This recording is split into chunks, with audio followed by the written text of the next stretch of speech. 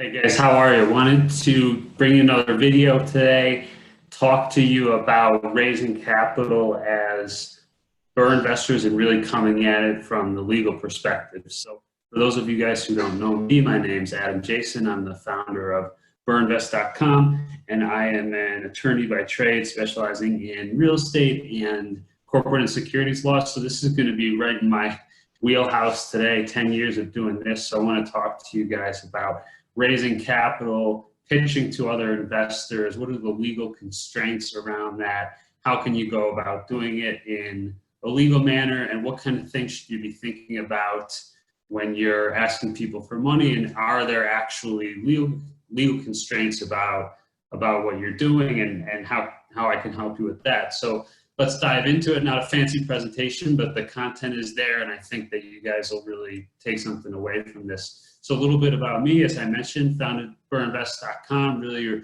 all-in-one solution for getting a ton of BRRRR deals done easily, all the same contracts, etc., that I use to do my deals, and able to fortunately find my financial freedoms through the BRRRR strategy and the methods that I use there. So definitely check us out. Right now, currently serving as partner chief legal counsel for Life of Far Investments, and this is what we do. We raise capital for investors for real estate projects, and I'm head of the legal department there and also a partner in that business. So this is what I do on a daily basis, the topic that we're talking about today. You can see some of my past clients there, names that you'll know in the real estate space and elsewhere, but helping companies raise capital in the public and private markets, IPOs, etc., for the last 10 years. So this will be a good one for us, and I hope that you guys definitely learned something today. So who's this video for? Those who want to bring in co-investors or solicit capital for their BRRRR projects and not run afoul of regulatory requirements. So often people think, okay, I'm going to ask other people for money. Does that mean I have to get the SEC involved? I hear talk about private placement memorandums and other documents. What does this really mean? How do I ask people for money and feel secure in doing so? It's really a threshold question that says that points you in one direction or the other as to whether you need to worry about SEC and making any kind of filings and reporting to regulators, etc. Threshold question really is, do you have a pre-existing relationship with the people that you're talking to? So what the SEC is really focused on, and what people run into issues, is when they're engaged in what's considered to be a public offering, basically where you're inviting people to invest with you who you don't really know. So some people say, oh, you know, I know 10 people, I've talked to them, they're other real estate investors, I met them at a meetup or whatever, and I want to invite them to participate with me in my projects. Maybe I'm going to put a little fund together, we're going to invest in projects together, however you might structure it. We'll get into some structuring options later, but they say, what do I have to do? Do I have to think about the SEC? If those are people who you already know, who you've been working with, if it's a prior business partner, if it's family, friends, etc., you don't run into what's deemed to be a public offering where you're really advertising to the world, etc. I think like Shark Tank is a good example. There's no kind of concrete definition around pre-existing relationship, but where you're only making the opportunity available to a closed circle of people, you're not going to be in SEC world. Now you still got to be careful about fraud and presenting people the right material so that they can make an appropriate investment decision, but you get to leave the SEC filings and requirements and constraints out of the equation. So let's get into it a little bit more. Like I said, there's really no definition. It's kind of a facts and circumstances type thing. But if you're bringing people into offerings that you don't really know, then you're going to have additional questions. So like I said, if the answer is yes, it's not a public offering, and therefore the SEC, the rules don't apply. You're just thinking about structuring and making sure you're telling people all the facts they need to make a good investment decision,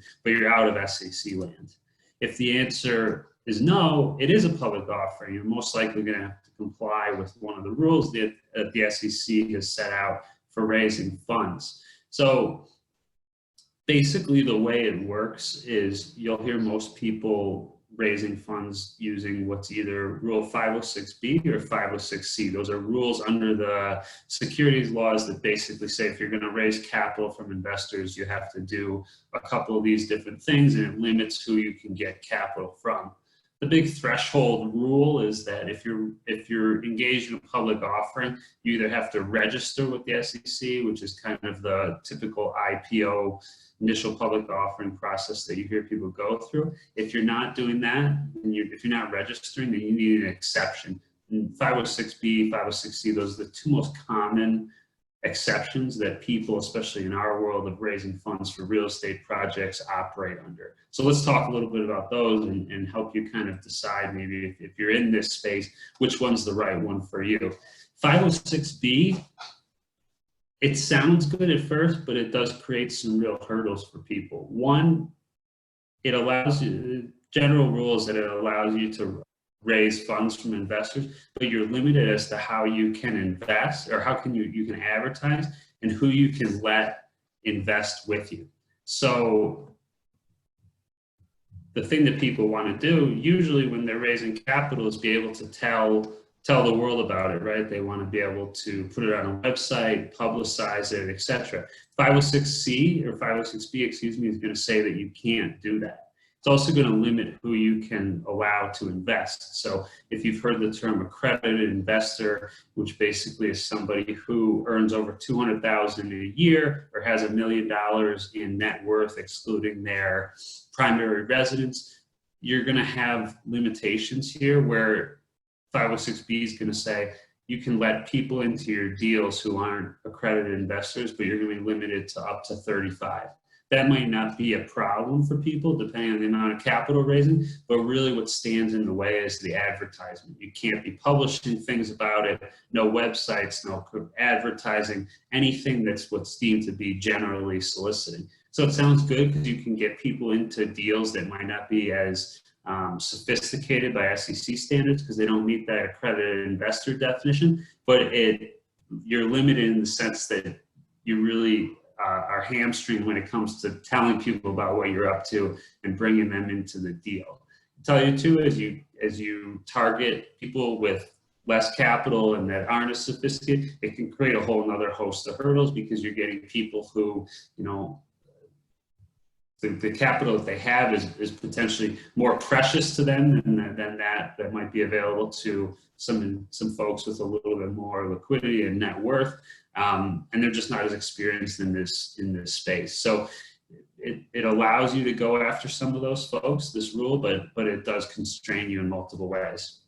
506C, best thing about this rule is that unlike 506B, you can do what's called general solicitation. So you can announce this to the world. The constraint is that you're limited to only bringing in you're only allowed to sell to accredited folks. So those same people I mentioned, the ones that are making a certain amount of money every year and also that, or that achieve a certain net worth status, those are the two most common under that accredited investor definition. So again, you can tell everybody about it, but you can only sell to those who are accredited. So it helps you, but it's tough as well if the people that you're bringing into the deal just don't meet that definition. Both of them, as you should know, require SEC filings, what's called a Form D, to tell the SEC about the offering. Simple, easy filing. But you got to do it to let them know what you're up to. What else should you be thinking about as you're raising capital? I mean, that's really the regulatory world, and are you in or are you out? Again, it comes down to what you're doing, if it's a public offering or not. But other things that people ask me about, other things that I think about in my own business as we raise capital, et cetera, is the structure. Are you doing this through an LLC? What are the agreements that you're putting in place? Are people becoming partners in your business? How are you structuring that? There's some common ways to do it, which I'm happy to explore with those who find this interesting and helpful. What are they buying? Are they becoming a limited partner in the business? So you're selling them limited partner interests? Are you selling them shares in a company? What are they actually buying so that people understand kind of what the nature and the structure of their investment is? And then what are the partnership terms? Are you putting capital in? What's the what is the result if you sell the properties, etc. All these things that go into investing. What are your fees for bringing them the deal? Are you going to take a piece of the equity? Are you going to take cash out of the deal? What does that all look like? All kind of things that we could chat about more if you find this video helpful and interesting.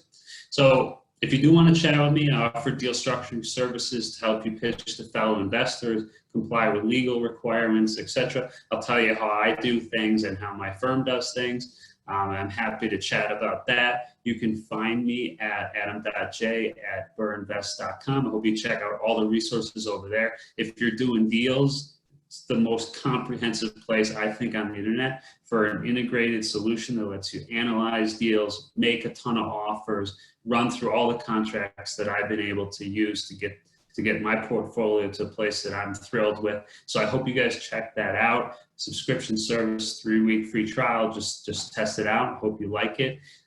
Email me if you want to dive more into this legal stuff, and if there's things I can help you or questions I can answer, I'm happy to do it, and always look forward to meeting new investors. Thanks so much, guys. I hope you have a good day, and I look forward to chatting with you. Thanks.